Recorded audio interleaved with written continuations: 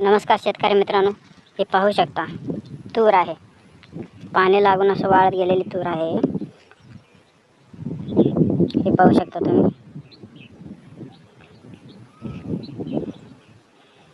ते जे चांगली तूर दिसते तिथं पाणी नाही लागलेले, पण हा जे तूर आहे इथला ह्याला पूर्णपणे पाणी लागून गेलेलं आहे.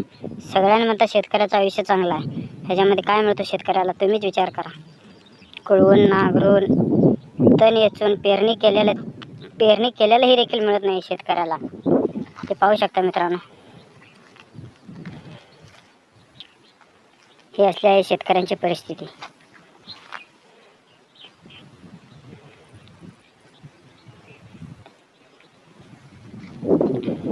पाहू शकता मित्रांनो.